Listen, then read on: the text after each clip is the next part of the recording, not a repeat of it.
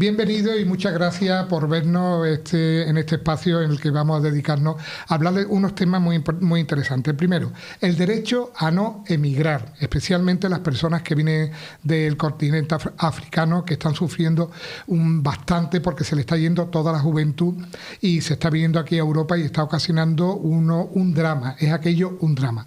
Segundo, vamos a hablar también del Papa, del nuevo Papa, León XIV. Vamos a un pequeño comentario sobre él porque está de última. Y otra cosa que también vamos a hablar y a comentar es la amistad del número uno con el número uno de República Dominicana, que tiene una amistad impresionante. Y otras cositas más. Y sin más, empezamos. La Espoleta, opinión y noticia, donde la verdad se ha vuelto una actividad de riesgo. Pasa que te cuente.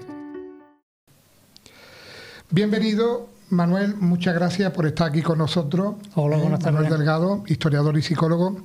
Bienvenido, Jaime, diplomado en Relaciones, Jaime Cristóbal, diplomado en Relaciones Laborales, claro. Y el creador del canal Reunificacionista, que os recomiendo a todos vosotros, que ya me parece que habéis pasado los 60.000 suscriptores, ¿no? Ahí andamos.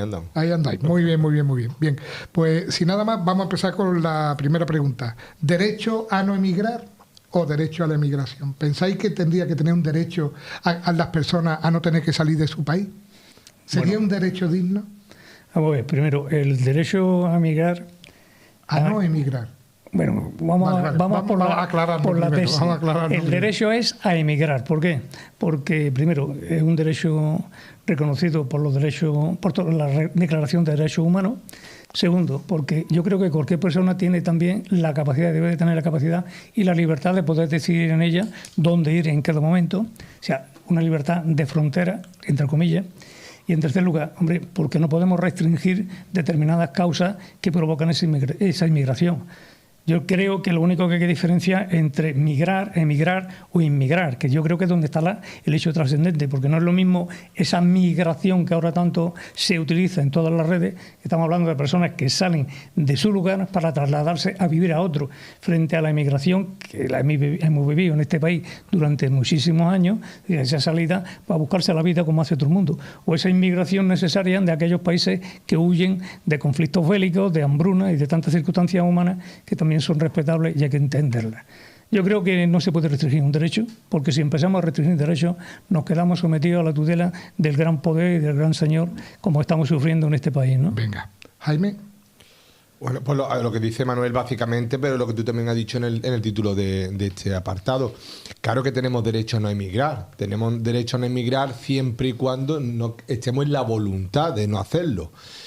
El problema es que muchos países, y ahora abarcaremos seguramente algunos que otros, el problema está cuando realmente esos países no gestionan bien los recursos que tienen y lo dedican realmente, y dedican incluso a sus conciudadanos a utilizarlos como un arma de chantaje, o como a lo largo de la historia pues ha producido la invasión de pueblos hacia otros pueblos para intentar imponer su cultura de una forma o de otra. En España eso lo estamos viendo tristemente, y lo que estamos viendo es cómo hay países que chantajean sistemáticamente no solamente a España, no solamente a Italia, sino incluso todo el arco mediterráneo, incluso a la propia Europa.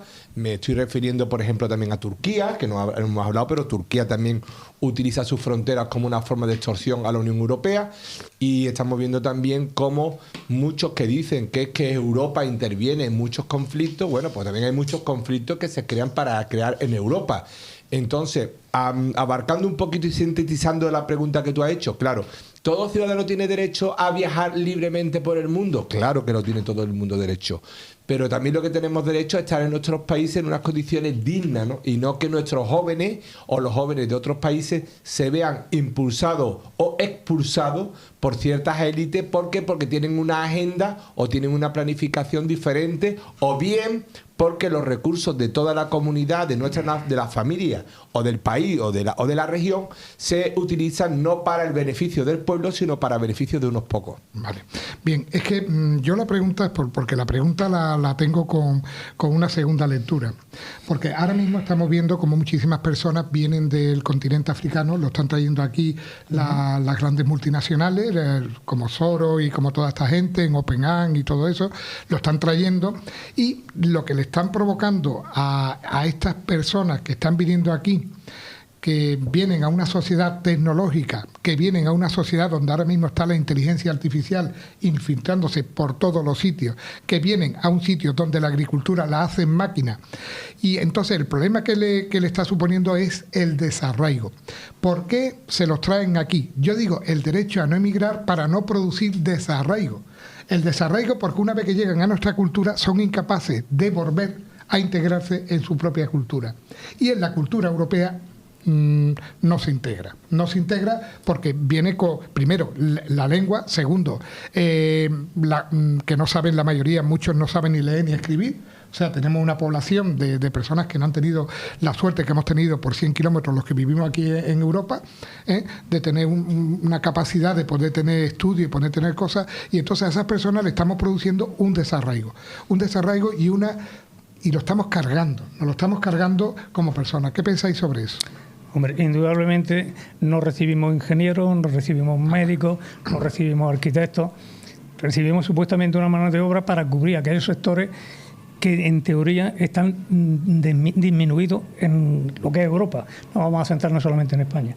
Pero que indudablemente tampoco podemos pensar que no hay capacidad de absorción. Tenemos un problema porque España ha pasado de 47 a 49 millones de personas, es decir, ha subido 2 millones en los últimos 3 años, ¿no? Eso evidentemente, eso que apuntamos aquí muchísimas veces, de una invasión.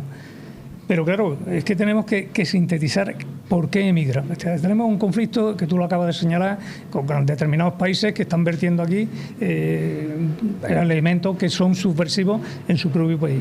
Y tenemos un conflicto también muy señalado con aquellos países que están vendiéndonos aquí pues auténticos terroristas, ¿no? Que no es. Yo creo que el problema que tenemos es un control de fronteras. Y en ese control de fronteras es necesario impedir de alguna manera que entren aquellos individuos que realmente no vienen buscando ni esa integración, ni vienen buscando esa no solamente integración social, sino cultural. Es decir, una búsqueda de ser algo más. Y luego el conflicto básico, que yo creo que lo hemos señalado aquí muchísimas veces, es la islamización de Europa. Es decir, muchos de los grandes países, por no decir la gran mayoría, son islámicos. ¿Qué ocurre con esto? Que vienen exportando una cultura que es contraria precisamente a los principios fundamentales que han regido este mundo europeo. Pero claro, si Europa está ahora mismo sumida en esa idea de destruirnos a nosotros mismos, lo tenemos muy complicado con los políticos que tenemos actualmente, ¿no? Bien. Bueno, si ahora mismo escucháis algo que lo mismo no sale, porque estos micrófonos son una maravilla, son capaces de que no salga, es que hay en la calle donde estamos hay una manifestación, y entonces pues van con precisamente tambores y van con toda la ¿cómo se llama precisamente? Integración africana, Integración africana, y entonces pues están ahora mismo tocando los tambores. Bien, pero vamos a continuar porque yo creo que estos micrófonos son una maravilla y están aquí para salvarnos. Yo si tú me permites, lo que tú me permites, claro, es lo que ha dicho Manuel, no vienen gente con alto nivel de estudio. Con ninguno. Claro, y la integración que tú también has tocado. Es que a lo mejor lo que tenemos que preguntarnos es que a lo mejor los gobiernos de turno no quieren tampoco que se integren. Claro, claro. ¿Por qué? Porque a lo mejor no le favorece una integración.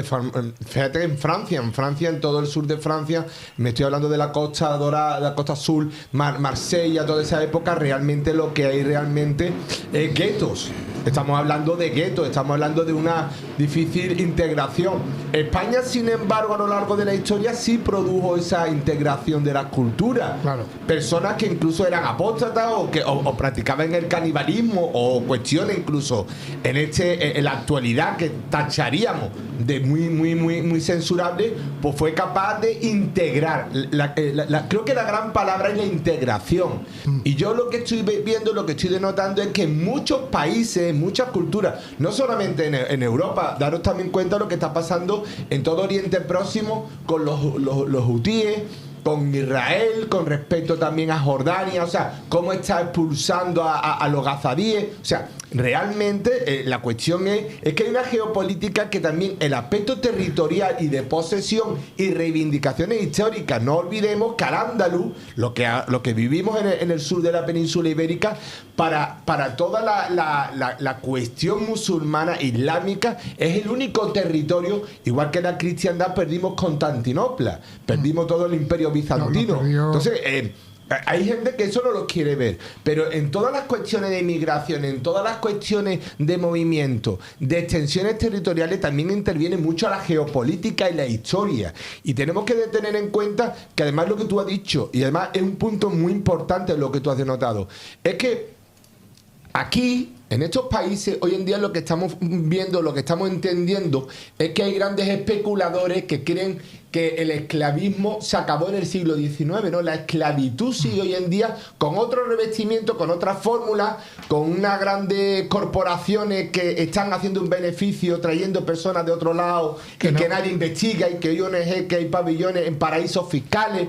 Pero sobre todo una cosa, es lo que te he dicho, una precarización de la mano de obra pero no solamente de Europa, es que esa mano de obra joven, ese talento que se está yendo de África, está también empobreciendo los propios recursos y la propia riqueza, no mineral, no petrolífera, no, sino de activo humano que se le está marchando. Entonces, claro, cuando eso te das cuenta y empiezas a ver, hay detrás grandes especuladores, tú has sacado uno, pero está la barca de Rothschild, etcétera, etcétera, etcétera, que están sacando tajadas no solamente de precarizar el mercado laboral europeo, sino totalmente crear tabla rasa, arrasar con todo el continente africano, porque se está perdiendo toda una generación.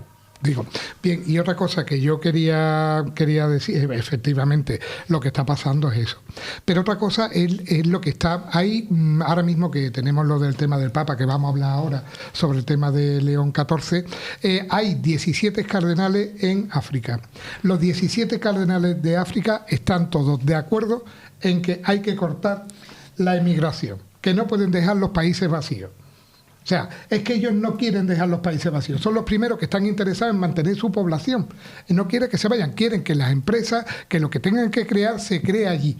Que el dineral que se le da aquí, que se le regala aquí, no sé por qué, que se le paga un sueldo hasta los 23 años, que ese dinero repercuta en su país de origen y que creen empresas y que creen riqueza en su país de origen. Sin embargo, no sé por qué motivo a los globalistas, a la Agenda 2030 no le interesa este tema, ni a los de la M le interesa. Bien, vamos a continuar con el... Si queréis añadir algo más sobre este tema, bien. Y si no, vamos a dar cuenta simplemente que hay una ruptura del concepto de familia, del concepto de nación, del concepto de comunidad.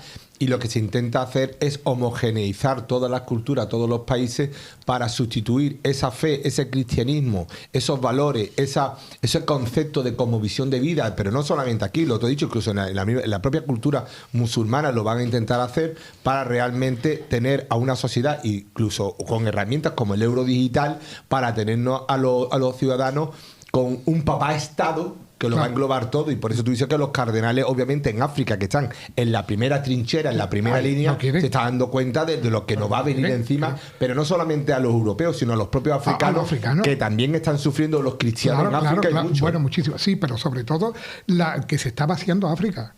O sea, que el problema que tiene es que la gente joven de África se está yendo, pero no para el día de mañana tener un oficio y tener pero nada. No las élites, que tienen las élites no, sino la juventud, los que tienen que hacer que su país vaya para adelante, se le está yendo, se le está dando aquí pegamento y un suerdecito y se lo están cargando. Literalmente, nos lo estamos cargando, no nosotros, las élites. Una generación. Pero hay que tener en cuenta, hombre, que esa juventud que está saliendo de ahí está saliendo por una necesidad. Sean los intereses que sean, pero por una necesidad. Y no nos olvidemos que hay un problema básico. Primero, porque la cristiandad está perseguida, con lo cual todos aquellos que sean cristianos tienen que salir porque se juegan la vida. Y en segundo lugar, porque aumentan cada vez más los regímenes totalitarios. Son muchísimas dictaduras las que están apareciendo. Y en cuanto a lo que señalabais ustedes del tema de inyección económica, que hay un problema, que es que ahí los que se están quedando realmente con África son rusos y chinos por la parte oriental y americanos americanos intentando entrar por ese país que creemos que es un subdesarrollado, llámese Marruecos, y que resulta que es el país más incipiente de la zona occidental. Totalmente. O sea, que hay que cortar por otra temática. Bien, ¿no? Vamos a cambiar de tema, pero como hemos hablado de los 17 cardenales africanos, vamos a seguir. El reto que tiene el actual Papa tiene un reto impresionante, porque tiene un reto de lo que ha dicho Manuel, de salvar la vida de los cristianos que están en África, porque están cortando cabezas los musulmanes. Como el Congo, ¿no? Están cortando cabezas, y esa es una realidad, como en el Congo, como en Burkina Faso, y el día 25, el día de Navidad, y en Siria, y en Siria, y en Yemen. O sea, y en Yemen, es que ahora mismo están haciendo están matando, es que ahora mismo nunca ha habido tantos mártires como ahora. Ahora mismo el Papa Francisco no ha negociado, porque su misión es precisamente esa, cuidar, pastorear a los creyentes, y en China ha hecho una negociación paupérrima, pero ahora mismo en África... Pues una breve acotación, porque Manuel va a tener una cosa muy importante que decir. Yo creo que el problema es que hemos olvidado un poco la historia. Vuelvo a decir lo mismo, hemos olvidado la historia. Cuando hablamos de cruzada, nadie está diciendo que entremos con 200 galeras y nos enfrentemos, no. Pero que el mundo es una correlación de fuerzas. El mundo se sustenta bajo una correlación de fuerzas, y el equilibrio y el bienestar y la paz no está en la erradicación de la fuerza, sino en el equilibrio realmente de esa fuerza. Que todas las fuerzas sean lo suficientemente fuerte, potente y contundente para que la otra se sustente, lo que se dice lo que es la persuasión, ¿no? El problema es que yo creo que el Papa Francisco, bueno, en gloria esté, y tampoco creo que ahora ya es cuestión de hablar de una persona que ya no está, pero realmente el balance que ha tenido es que el cristianismo ha perdido esa fuerza y esa capacidad de equilibrarse con el resto. Y espero que el Papa en ese aspecto sí entienda que el buenismo está muy bien, que la compasión cristiana y la caridad cristiana está muy bien, pero que también la defensa del cristianismo es tan importante como la mano tendida hacia el resto. Es que yo pienso que, desde luego, creo que han acertado en escoger un Papa que viene del Perú, que es un Papa misionero, con una experiencia como misionero muy grande, en América Española, en América Hispana, y que hablaba español, habla un montón de idiomas, ahora hablaremos de él, pero que ahora mismo tiene un reto sumamente importante con África y China, porque nos están matando, y con Siria y con todos los países que habéis dicho. Y yo pienso que con estas personas, lo que ha dicho Jaime es totalmente... hay que ir de buenismo, para que decirle, mira, no me vas a matar ninguno más. O sea, no vas a matar, a tocar ningún cristiano. O vamos a tener que empezar a castigarte económicamente, por la medida que sea, o alguna medida o algo que puedan ellos embargarle el dinero que tenga en bancos europeos a las élites de allí de África, que son los que lo están matando, y en fin, y tomar medidas para los que no respeten a los cristianos. O sea, que a los cristianos nos tienen que respetar, y ese es el reto más importante que tiene ahora mismo un Papa misionero, que yo creo que lo puede conseguir. ¿Queréis añadir algo más? Sí, bueno, vamos a ver. Primero, es que hay que llevar las misiones otra vez a donde correspondan. Segundo, porque cuando hablamos de necesidad, lo primero que tenemos que hablar es de tolerancia. Si a nosotros nos piden tolerancia, nosotros queremos la misma tolerancia. Exacto. Y aquí yo voy a poner un ejemplo, y yo creo que el que no lo conozca se lo invito a que lo haga. Tú intentas entrar en una mezquita en cualquier país africano, sobre Turquía, que tiene 2 mezquitas que están libres, o sea, que son Santa Sofía y que es la mezquita azul. Intenta entrar en una mezquita para lo que dura, ¿no? O sea, aquí, sin embargo, llega un musulmán y te entra en una iglesia. Sin embargo, no tienen narices de entrar en una sinagoga, porque es que los propios judíos lo cogen y lo largan fuera, ¿no? Sí, no. O sea, eso hay que tenerlo en primer lugar. En segundo lugar, yo estoy de acuerdo que es que la primera obligación que tiene el Papa como pastor es pastorar. Es decir, lo que tienes es que defender a tus ovejas. Y en este caso las ovejas no las dejes que solamente valen, hay que darle un poquito más de valor, ¿no? Aquí criticamos muchas veces al sionismo, pero el sionismo sobrevive porque empezaron a olvidar de que la religión era una historia y la supervivencia era otra. Entonces, eso es necesario. Yo creo que por ahí va la línea antes de Jaime, de que hay que defender también un poquito físicamente lo que sea necesario. La razón de la fuerza de la razón, hasta donde se llegue. Y no nos olvidemos que este Papa viene no solamente por su formación, yo creo que es una cultura que es impresionante. No vamos a entrar en los estudios, que ahí lo puede mirar el que lo quiera, sino que también viene destruyendo ese concepto woke que hemos vivido hasta ahora, ¿no? Y viene a salvaguardar la identidad de la Iglesia desde su principio filosófico. Yo creo que esa va a ser la primera misión que tenga. Que lo consiga o no lo consiga, bueno, son 1.400 millones de personas las que profesan el catolicismo. Si metemos a los cristianos, yo creo que llegamos a más de los 2.000, con lo cual es significativo. Y evidentemente el reto lo tiene ahí. Las demás situaciones, hombre, geopolíticamente tienen un problema, es que la Iglesia no tiene capacidad de restringir ninguna acción que pueda tener cualquier gobierno, con lo cual estamos hablando de negociaciones, pero las tiene que llevar a efecto y no ser tolerante con una serie de religiones que conocemos perfectamente, que lo único que pretenden es erradicar completamente el cristianismo. Y hay un problema que se acaba de ver últimamente en Siria, ¿no? Están exterminando a los cristianos ortodoxos, católicos, protestantes, lo que sea. ¿Por qué? Porque realmente lo que quieren es imponer la religión islámica como fuente de vida. Yo creo que eso es la primera misión que tiene el Papa y que es lo que tiene que reivindicar por encima de cualquier historia. Y lo demás ya, que tenga suerte y 25 años por delante, ¿no? Bien. Bueno, pues vamos a empezar sobre el tema del Papa, porque... Lo vamos viendo, pero ¿qué os ha parecido que los cardenales hayan elegido a un papa con una preparación impresionante? Yo creo con que 5 o 6 idiomas. Yo creo que ahí es donde está la base. Es un papa matemático, de ciencias, de letras, de todo. Y que ha vuelto a ponerse y ha mantenido la tradición, y aparte ha mantenido la tradición, pero al mismo tiempo después ha puesto la cruz de plata. Es que es renovador ha hecho y conservador. No es un excéntrico, no es un totalitario, pero sí que viene a mantener la tradición de la Iglesia y a intentar buscar esa renovación que también necesita. Y evidentemente está salvaguardando los símbolos. Es que los símbolos, no yo creo que el que diga lo contrario. Y una broma. A las predicciones de Nostradamus y de los Simpsons hay que añadir a Donald Trump, ¿eh? Es un meme diciendo de papa, ya salió un papa norteamericano, un peruano, ¿no? Yo me quedo con la de los Simpsons, ¿eh? No, lo de los Simpsons. No te has equivocado hasta ahora nada. No, pero hay una cuestión que ha dicho Manolo que creo que es muy importante. Y cuando hablábamos antes de la reciprocidad y de la correlación de fuerza, ha puesto un ejemplo, pero yo pondría otro. ¿Cuántas iglesias se construyen en Siria? Ninguna. ¿Cuántas iglesias se construyen, por ejemplo, hoy en día en Marruecos, en Egipto, en Yemen, en Somalia? Sin embargo, aquí, entonces, claro, vuelvo a decir lo mismo. La correlación parte del equilibrio. Y el equilibrio es tener muy en cuenta que si la reciprocidad no existe, tú no puedes hacer buen libro. Los grandes avances científicos han venido de Occidente, ojo, también de Oriente, pero la cultura cristiana, ojo, que parte de España, porque partíamos de un papa que decía que España tenía también que pedir perdón, y si tú quieres podemos hacer una breve alusión también, que creo que es muy interesante, sobre la primera dama de México. Claro... Se ha cambiado de opinión sobre la marcha. Sí. Poderoso caballero de don pasaporte español. Pero claro, vuelvo a decir lo mismo, o sea... la cultura hispánica ha sido lo suficientemente grandiosa para acoger en su seno, partiendo de la raíz, de la matriz cristiana, a musulmanes, a judíos, la escuela de traductores de Toledo, grandes de los hacendados que después se convirtieron, como dice Manuel, eran grandes de la economía de los ministros de Isabel la Católica y de los sucesivos, eran de ascendencia judía, musulmanes que durante muchos años en la Reconquista se aliaron con muchos nobles castellanos, porque aunque entendían su fe, era una fe moderada, como tenemos que creer que el cristianismo también tiene que ser moderado.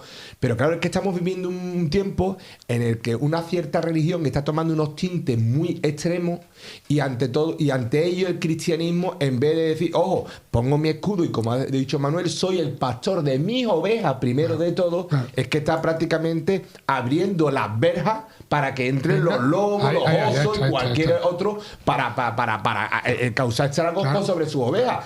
Ovejas, como ha dicho Manuel, que están fundamentalmente en África, en Oriente Próximo y en otros lugares del mundo. No hay que olvidar también muchas confrontaciones en el sur de Filipinas, que ahí están también los musulmanes. O sea, es que estamos en unos tiempos convulsos en el que necesitamos un papado que, ojo, acá España tampoco le ha venido muy bien. A nosotros nos ha costado mucho los reales mantener el posicionamiento, y mira cómo Enrique VIII, por un divorcio, creó su propia iglesia, ¿no?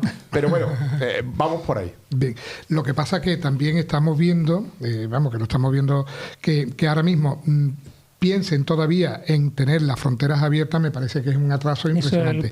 Y si la Iglesia sigue con su política de fronteras abiertas, pues tendríamos que ver quién puede entrar. Y desde luego, lo que habéis dicho antes, habría que limitar la construcción de mezquitas en Europa, evidentemente, hasta que no haya reciprocidad absoluta entre todos nosotros. Que no la hay. Al revés, se destruyen iglesias. Se destruyen iglesias, después que no puede. Y también otra cosa, que entrar con patinetes en la iglesia, pues la verdad no está bien visto.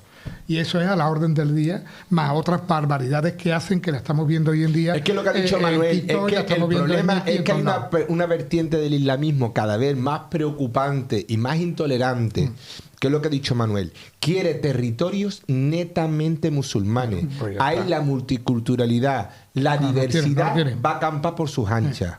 Y hemos visto en muchísimas fotografías de cómo era Egipto en los años 40, en los años 50, cómo era la propia Irak en los años 40 y 50, cómo era, muchísimos países que hoy en día son Irán, incluso de los años 40 y 50. Claro, el problema es que el europeo vive en unos mundos de yuppie, en una burbuja, y cree que todo lo que está a su alrededor es buenismo, y hay intereses muy claros y hay muchas vertientes, no solo entre la islámica, pero hay otras religiones que también quieren la destrucción de Occidente, porque reivindican tiempo pretérito que ellos quieren hacer futurible. Entonces tenemos que tener muy cuenta que el buenismo está muy bien, que por supuesto la caridad cristiana es lo que nos ha hecho grande y que a todo el que tenga necesidad hay que acogerlo, pero también hay que tener una cosa: acoger al que lo necesite, pero exigirle al gobernante de esa persona que también invierta y haga que esa persona sea capaz, como tú dijiste al principio de este programa, elegir si quiere o que se está viendo obligado. Y lo que no podemos es subvencionar con miles de millones a regímenes autócratas como el de Marruecos y dictatoriales que invirtiendo ahí están haciendo acumulación de riqueza, pero no para beneficio de su pueblo, sino para ellos mismos. Y ahora mismo hay un vídeo viral que lo podéis ver, que sale en Barcelona, bueno, podría ser en otro sitio, un magrebí, porque robándole un reloj a un turista, que nosotros vivimos del turismo, japonés. El turismo, no, el del japonés, y el de otro, el turista se defendió y pudo reducir al magrebí. Y viene una pobre insultando al turista por haber retenido al magrebí que le quería robar el reloj. Ya yo creo que a partir de ahí, aquí en España, ¿qué es lo que está pasando? Porque nosotros vivimos del turismo. Si en el momento que las personas que vienen aquí a no integrarse y a delinquir, que son los que... Pero eso porque hay otros que... Es que es un problema muy, muy gordo. Porque es que se nos carga la industria, la gallina de los huevos de oro. Pero lo estamos señalando aquí, es decir, el nivel de tolerancia que estamos asumiendo no es adecuado precisamente a la integración cultural que se les pide. O sea, si tú no te quieres integrar aquí, pues vete. Claro, así eso es muy fácil, ¿no? Claro. Pero vamos, te voy a decir una cosa. El que tú dices de cargarnos el turismo, es que lo primero que nos estamos cargando el turismo son nosotros. O sea, ¿tú qué imagen al exterior das cuando tú creas un mundial de fútbol y ahora Pedro Sánchez le da 400 millones a Marruecos para una desaladora? Para una desaladora. Cuando aquí estamos destruyendo pantanos. ¿Qué imagen da tú al exterior para poder crear inversión cuando aquí tenemos un plan ideológico nacional totalmente ausente, carente y desprovisto de recursos, mientras que le estamos dando a un competidor que cada vez en exportaciones de hortalizas y de diferentes productos está incluso superando en algunos tramos ya a España? ¿Qué estamos vendiendo nosotros de turismo cuando, como tú has dicho, creamos un mundial de fútbol a un país que se supone que es pobre, tercermundista, y al que tenemos que acoger a la juventud que le está robando esa generación al propio Marruecos, y el rey de Marruecos, una dictadura, un sátrapa, coge e invierte más de 500 millones en el estadio más impresionante del mundo? ¿Qué estás vendiendo al mundo? Que Marruecos, como dice Manuel, es una nueva época, que es espléndido, que va a tener una de las mejores instalaciones deportivas del deporte el rey del mundo, y vengan ustedes a Marruecos. ¿Y España qué está haciendo? Perdiendo el mundial. Claro. Pero podemos hablar de eso. ¿Y qué pasa con el apagón? ¿Qué pasa? ¿Qué sensación de tú para una empresa que quiere invertir en España y quiera crear puestos de trabajo si sabes que en España mañana puedes tener un apagón? Ojo, con 5 muertos, Con 5 muertos, y nadie. Pero ¿qué pasa en un país como España, que habla de turismo, cuando los trenes, que antes eran la 8ª maravilla de nuestro país, cuando era un ejemplo de exportación? ¿Qué país nos va a comprar nosotros ahora el tren de alta velocidad si ya se para cada 2 por 3? O sea, claro, es que a lo mejor el enemigo no lo tenemos fuera. No, el enemigo es evidente que lo tenemos aquí dentro y bueno, y tiene nombre y apellido, lo que nos están haciendo mucho daño. Bien, hablando de enemigos, porque me lo habéis puesto, ¿qué os parece la amistad que tiene el número 1 con el número 1 de la República Dominicana? Y Begoña se ha perdido. Bueno, dicen que por ahí anda, ¿no? Sí, por ahí anda, pero ¿por dónde anda? Se ha perdido Begoña y la reina.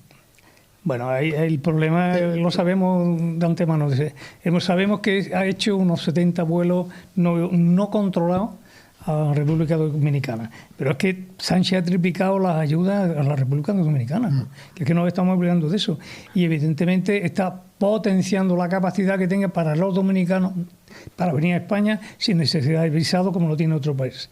Pero es que Sánchez está no siendo un autócrata en España, sino que se está convirtiendo o se pretende convertir en el gran líder de, no sé si se podría llamar, de unos nuevos BRICS, porque él exige obediencia a Chile, a México, a Brasil, a Argentina, a Uruguay, es decir, a todos los países del entorno hispano, se los está pidiendo para facilitarle el acceso a España. Vamos, estamos viendo la integración que se está dando a muchísimos inmigrantes que vienen. Ahora mismo la colonia de venezolanos que hay en España es la más numerosa. Y creo que son 2 millones de personas los que tienen ya aquí. O sea que estamos aumentando de una forma bestial precisamente a costa de esos países. Los intereses, habrá que preguntarle al señor Sánchez qué es lo que tiene allí invertido, ¿no? O qué es lo que pretende, porque no nos olvidemos que tenemos 2 expresidentes, uno del Congreso y otro de Gobierno, sea el señor Bono y el señor González, que adquirieron en su momento la nacionalidad ecuatoriana.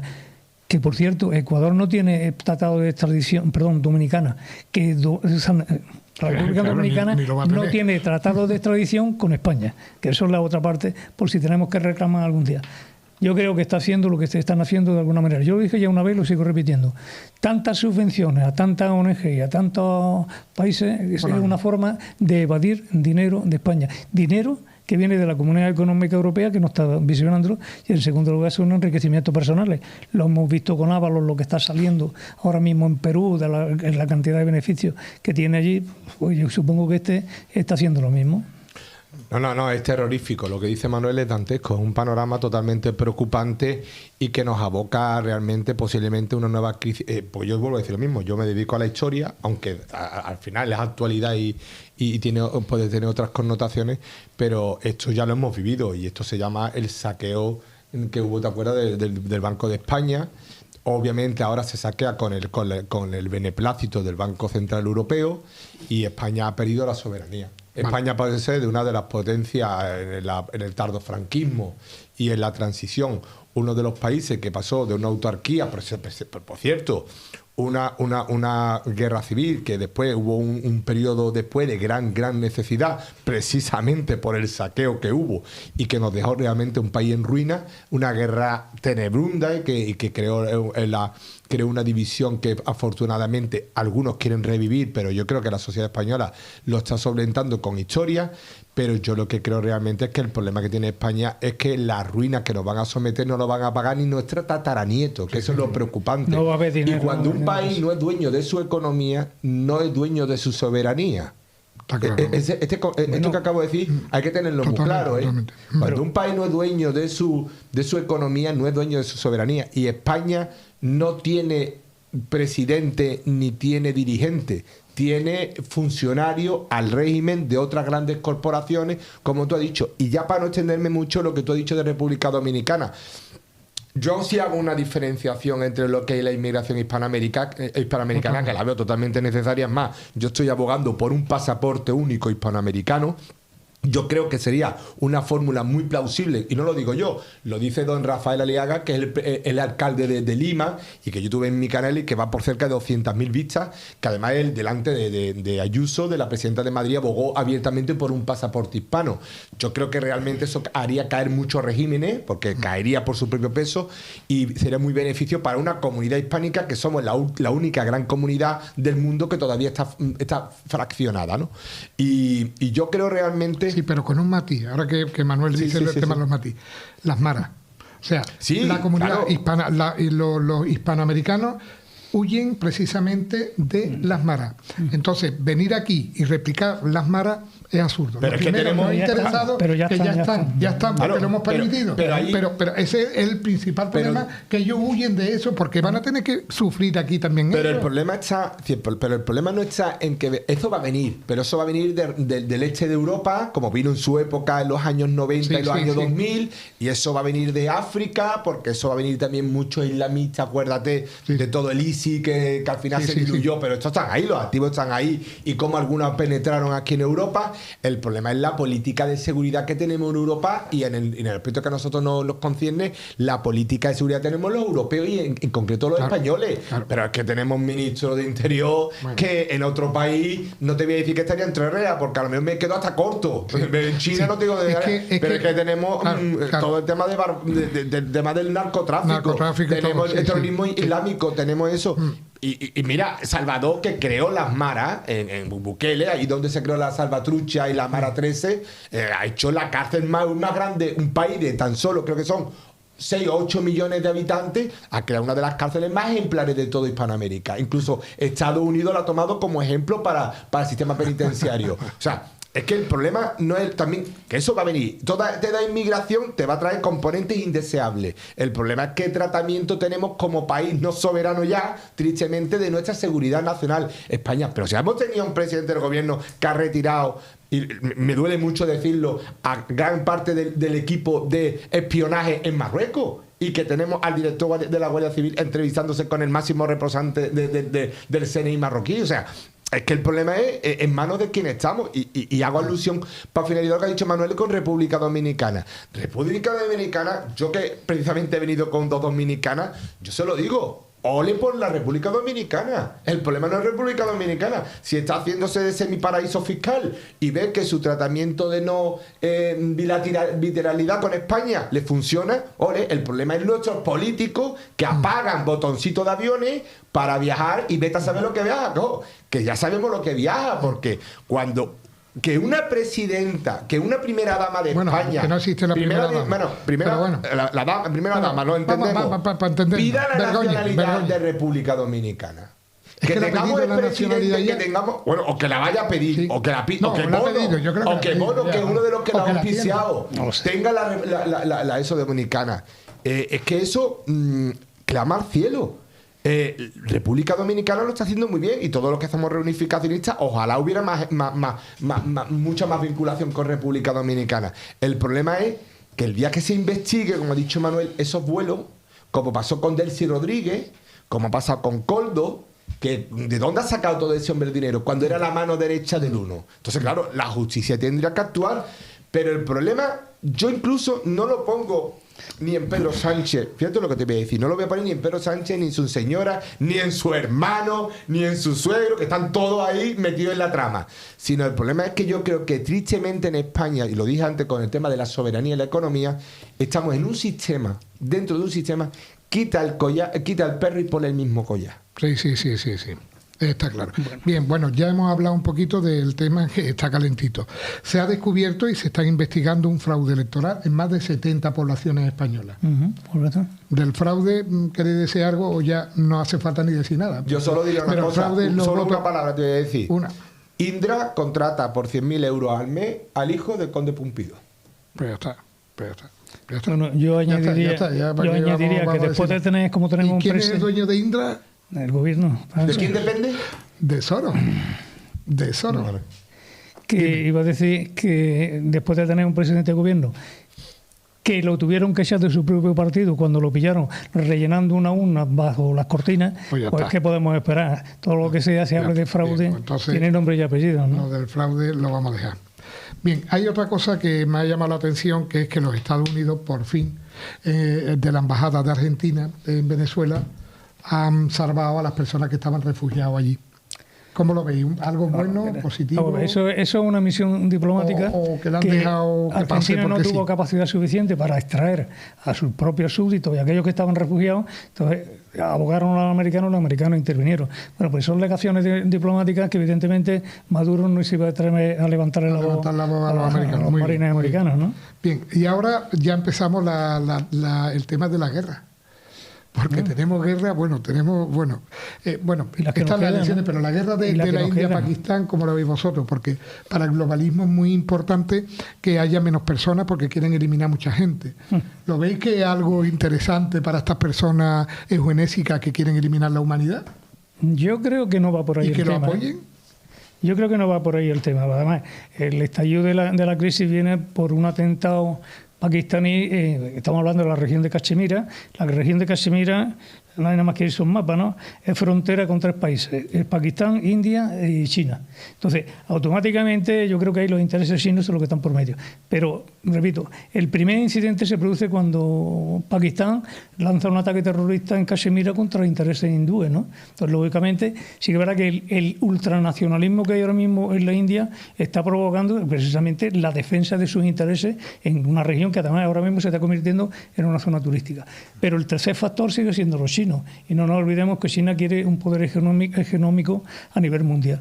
¿Qué es lo que está pasando ahí? Bueno, nos estamos enfrentando en 2 países que tienen los 2 armamento nuclear. Que es que no estamos hablando que tienen centrales nucleares, tienen armamento nuclear. Y tienen un potencial. China tiene 1.400 millones de personas, tiene más de 1 millón de soldados. Ahora mismo desplegados 500.000 la flotena con Pakistán y se están dando guantazos a todo y esto. Creo que iban 20 y tantos muertos por un sitio y por otro, con lo cual los ataques se están produciendo y además se están lanzando ya misiles. Es un problema que estratégicamente antes, sí que es verdad que los conflictos exteriores habían tenido la ventaja de que los Estados Unidos, por los diferentes presidentes que tenían y su política exterior, habían podido automáticamente acceder y controlar la situación, bueno, reintegrar un poquito el status quo. Pero ahora mismo los Estados Unidos están en una guerra, no valga la perífrasis, fuera de contexto, ¿no? Ellos están a lo suyo. A lo suyo ya no les interesa meterse. Y además, repito, China el tercer elemento que puede ser el que desestabilice la zona. Yo solo voy a hacer una pregunta porque lo que ha dicho Manuel no puedo añadir poco más, pero solo voy a decir ¿de quién dependía China y de quién dependía Pakistán? ¿De quién? ¿De dónde se independizaron? ¿De quién se independizaron? De Inglaterra, pues ya está. Ahí donde estén los anglos, para que después, claro, donde han estado los anglos siempre hay división y hay de todo. Y es una pena, y termino con esto, una pena que es una etnia, que son la misma etnia, solo que profesan diferentes religiones. Eso. Es que el matiz es una pena. Mientras que en la India son hindúes, budistas, sánscritos, todo lo que tú quieras.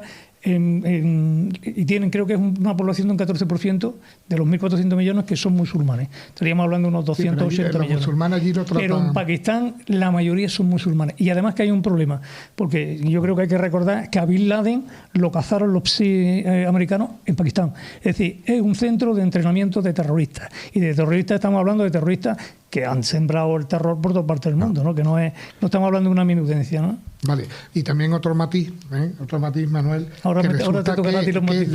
Que las violaciones en Inglaterra de las niñas en muchas ciudades son pakistaníes, porque los pakistaníes tienen por costumbre violar a niñas y casarse con niñas. Eso, yo creo que eso es lo que tiene. Y entonces, claro, ahí estamos con niñas impúberes, las violan. Y en Inglaterra está la cosa que se han violado a 1.500 niñas y no se dice nada porque vamos a crear alarmismo. Pero está y porque tienen ya un alcalde que es musulmán, tienen un primer ministro que era hindú. Que es lo que hablamos nosotros cuando dijimos el derecho de las minorías y el derecho de las mayorías, que no tenemos derecho a nada.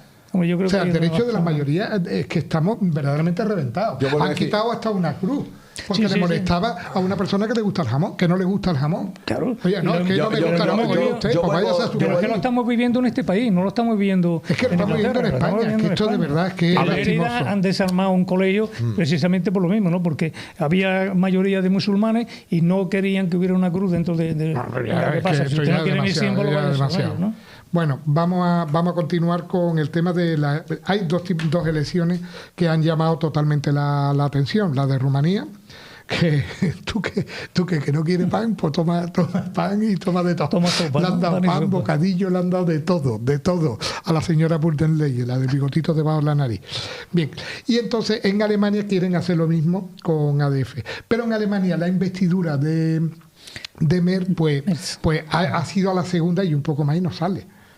O sea, ¿Qué veis qué es lo que está pasando ahora mismo en Europa? Porque está la cosa verdaderamente cambiando y cada vez que intentan estas élites globalistas censurar en los países, es que ahora mismo la primera alternativa política es AfD. Claro, es que date cuenta que lo dijo el propio, no sé si ha sido ya presidente, creo que fue el candidato del partido este que ahora salió, se les dijo de lo que había dicho a los 5 minutos. Se hizo un Pedro Sánchez. A los 5 minutos. Dijo que lo que había dicho en programa... Eso era solamente para las elecciones. Claro, después ha sido otra cosa. Y ahora mismo ha perdido la calle, ahora mismo la votación. Y te das cuenta, mira, bueno, pues quieren ilegalizar el país. Macron había sido empleado, no me acuerdo si de la banca Rothschild o no me acuerdo de quién. Correcto. Pedro Sánchez, la primera visita oficial que hace es a Nueva York, a Soros. Tenemos a este hombre que también había trabajado... BlackRock. Claro. Bueno, es el director de BlackRock. Es el director de BlackRock. Vale. Mer es el director de BlackRock. O sea, que ahora mismo en Europa, o sea, que tenemos un dirigente total. El problema, por llamarlo problema de alguna manera, yo creo que la irrupción que se está produciendo de esa necesidad de nacionalización de los países. Es decir, necesitamos recuperarnos a nosotros mismos. ¿Qué es lo que está ocurriendo? Bueno, es que está subiendo la ultraderecha, ¿no? Está subiendo las necesidades de los principios y valores que han sustentado a Europa. Y yo, a lo que estamos hablando aquí, es que Merz tiene un problema, porque dentro de su propio ministerio, para no tener que gobernar con la AfD, es decir, con la extrema derecha, se ha rodeado de ministros socialdemócratas. Sí, es decir, bueno, yo pacto con mis enemigos porque así somos mis amigos. A ver, no te quejes después de toda esta historia. Y bueno, lo que antes apuntaba Jaime, es decir, si 5 minutos después de salir elegido dice que ahora cambio de interés porque eso era para las elecciones, ¿qué es lo que tenemos ahí? Sí, lo tenemos que habéis dicho de la democracia. Pedro Sánchez está sembrado, ¿eh? Sí, Esto no tiene problema aquí para decirse lo es que debería de estar penalmente, te lo digo, penalmente. Los programas electorales tienen que ser como cualquier circunstancia en esta vida, como un contrato. Tiene que ser un contrato. Si tú violas el contrato o falseas el contrato, tú debes de estar penalmente. Bien. O sea, y el problema es ese. Y además el problema es que del que se deja mentir y del que se deja eso. Y yo finalmente te digo una cosa, claro, el problema es que ahora Alemania se encuentra en una situación en la que... Ya ha salido elegido, ¿eh? Claro, ya ha sido elegido, ¿eh? Ha sido a la elegido, segunda ha sido elegido. Y el problema de Alemania es que, es lo que ha dicho, mira, lo de las etiquetas, esto de ultra, mega, extremista, no sé qué. Mira, los que nos dedicamos a la historia, hablamos del Imperio Español, también nos llaman de todo. O sea, que imagínate, ¿no? Ya eso lo tenemos más que asumido y nos la respetamos. Es más, lo toma uno que está con orgullo. Es sensatez. Es sensatez. Yo no puedo pretender ser alemán. Yo soy español. Y lo quiero, ¿eh? Yo soy español. Claro, entonces, si nosotros no entendemos que en la variedad está realmente la diversidad, está la riqueza del globo de la Tierra, si pretendemos ser otra cosa de lo que somos, respetando a los otros que son, ese es el problema que... Los que hablan de multiculturalidad, de diversidad, no entienden que para que haya diversidad tiene que haber ejes diferenciadores y poblaciones diferenciadores. Y estamos hablando de Pakistán, estamos hablando del continente africano, de los grandes problemas que también se está rompiendo incluso la propia identidad del continente africano. Y el problema que está hablando Manuel es que Alemania está entrando en una dinámica en la que ya entra España, que vamos a ver más coches chinos que coches alemanes. Y yo creo que ha introducido ante Manuel un factor muy interesante, que es el eje ahora mismo Pekín. Pekín está tomando una fuerza bestial ante la cual a Estados Unidos está intentando hacer lo que puede. En el tema económico, en el tema social, en el tema político, en el tema militar, en el tema aeroespacial, está dominando. Tiene su propia estación. Y un detalle. Los puertos, 30 puertos importantes de Europa son chinos. Pero es que ese es el tema, porque es que lo ha comprado. La deuda de casi el 80% de los países la tienen comprados los chinos. Si por eso ahora mismo los chinos, incluida la de España, que los tienen controlados por todos los sitios. Yo creo que el problema básico que tenemos efectivamente está por ahí. Pero además hay una cosa que está muy clara, a lo que tú señalabas, Jaime. Aquí, la mayoría hemos conocido el acceso de la democracia. Bueno, yo lo he conocido, el acceso a la democracia, pues tenía 17, 18 años. Y hay un problema, que la democracia vino a España gracias a un consenso, vino a un respeto de las ideas. Aquí han convivido comunistas, anarquistas, trotskistas, falangistas, y se ha convivido. Y actualmente, gracias a la polarización que se ha hecho por este gobierno desde el año 2008, que viene arrancando toda esta dinámica, se está destruyendo el concepto social de consenso, que es lo que usted decía. Antes, un sentido común, tú podías discutir del Madrid y de Barcelona sin problema ninguno. Después nos vamos, nos tomamos una cerveza. Hoy hablas de política y no terminas a guantazos porque prefieres que no aparezca la policía y terminar. Porque no hay, es lo que tú dices, lo que hay hoy hooligan, hay realmente... Sí, hoy se han cargado porque son fanatismos. Y duro. Porque vamos a ver... Pero eso lo decía Zapatero, que no me acuerdo, corregirme, creo que era con Iñaki Gabilondo, que salió unos micrófonos y dijo que la tensión les beneficiaba. Sí. Y es lo que han hecho, y la verdad, y bueno, y ve gente que defiende a los que roban. Sí, hombre, ya es increíble, es que de verdad, esto es lastimoso. Bueno, pero lo que hablamos tantas veces aquí, se han perdido el concepto de principios, de valores, falta la seguridad, creo que falta la seguridad, pero es que si no hay respeto. Aquí se quiere mucha libertad, bueno, yo que empiezo a dudar de ello, pero no se quiere admitir la responsabilidad. Yo lo decía el otro día, ¿no? ¿Cuál es el principal problema que tenemos en un gobierno que dice, no, la culpa no es mía, yo no asumo responsabilidades? Lo vimos el otro día en el Parlamento, a Sánchez dando explicaciones. La culpa es del Jazz 42, la culpa es del Pesti, la culpa es de todo menos mía. Oiga, el apagón se ha producido, y yo creo que si lo habéis visto había un detalle. Es que el apellido que tiene la ministra es un poquillo complicado. Esa de la que sustituyó a Teresa Rivera, ¿no? Sí. No sé cómo se llama. No es sé, un apellido un poquito raro. Dice en una entrevista que ella estaba en el centro de operaciones de Red Eléctrica Española una hora antes de que se produjera el apagón. La pregunta que ya está empezando a rondar por ahí, que qué hacía una hora antes de que se produjera el apagón. A veces ahora resulta que todo lo que hemos estado hablando lo sabían. Entonces, si lo sabían... O porque había noticias muy fuertes y el apagón lo tapaba todo.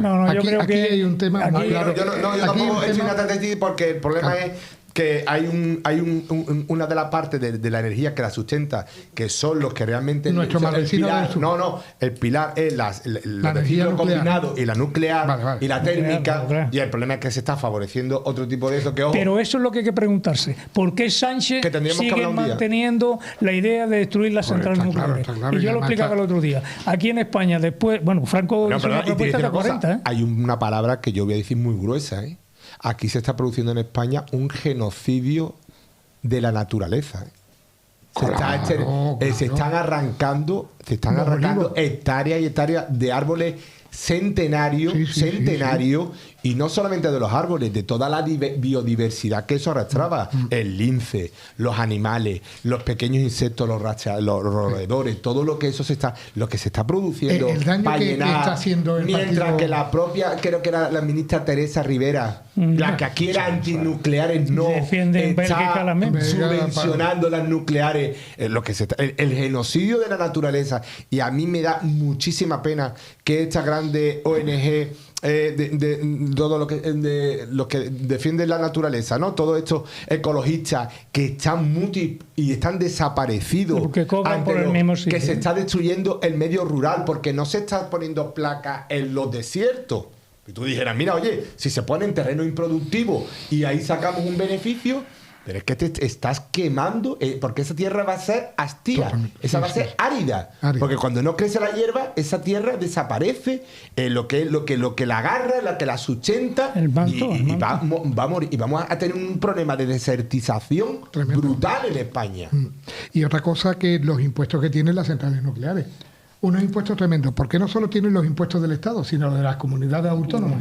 ¿A cambio de qué? Porque el impuesto que hay para mandar los restos nucleares, tanto de los hospitales como de las centrales, pues vale. Pero el impuesto de las comunidades autónomas, que no es para nada más que es para encarecernos la luz a nosotros, que no sean rentables las centrales nucleares, que las cierren ellos voluntariamente, para no decir al gobierno, no, yo no he querido que se cierre. No, hombre, si tú le pones un 200% de impuestos, pues esto cierra porque es inviable. Y dos matices, porque hay una rectificación del otro día. Venga. Aquí dijimos que el centro la mina de recuperación de residuos estaba en Cabra, no en Cabra. No es el Cabril. Es el Cabril. El Cabril, y si es que yo había estado allí. Y está en Hornachuelo. Eso es el primer matiz. Segundo matiz, hombre, que aquí Sánchez el otro día salía diciendo que aquí no tenemos capacidad capacidad de tener uranio.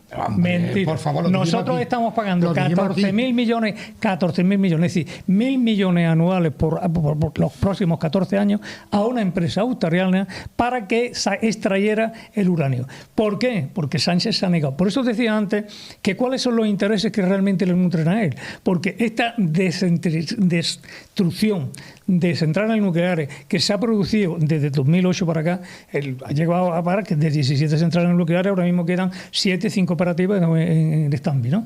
Ya, ¿qué ocurre? ¿A quién beneficia? ¿A las centrales nucleares? No. Y antes lo apuntaba Sánchez, lo apuntaba Jaime. No, hay un problema que es básico. Bueno, por Dios, no te voy a cambiar de nombre. Hay un problema que es básico. Eso lo dicen todos los técnicos. El problema básico es que está llegando a los nodos de integración de la red eléctrica española, que no son operadores privados, por cierto, gran cantidad de energía eólica y energía solar. Me parece muy bien. Pero no tenemos acumuladores, no tenemos centros de recuperación, y eso una vez que se vierte en la red, a ver quién es el que lo para. Bien, vamos a dar por finiquitado ya el programa. Dame solamente una cosa, dice. Venga. Voy a hacer una pregunta. Bueno. Un país, ¿dónde sacas tú más beneficio? ¿Cuando produces o cuando compras? Cuando compras por las condiciones. Cuando compras, ¿no? Depende del operador, ¿no? Pues claro, si tú tienes un país que hay unos dirigentes que hacen negocio con en todas las grandes empresas, ¿no? Claro, y en todas las grandes empresas eléctricas, ¿quiénes están metidos en los consejos de administración? El día que se investigue los grandes patrimonios en el norte de Marruecos y en República Dominicana, al final no hemos hecho alusión a la mujer de López Obrador. No, bueno, pues lo dejamos para la semana próxima. Bien, bueno, sin más, despedirme de todos vosotros. Si os parece bien que os suscribáis y que le deis un me gusta y daros las gracias por vernos. Y sobre todo, gracias a Manuel y gracias a Jaime por haber colaborado en esta tertulia que espero que os haya gustado. Un saludo virtual a todos y muchas gracias por vernos y escucharnos.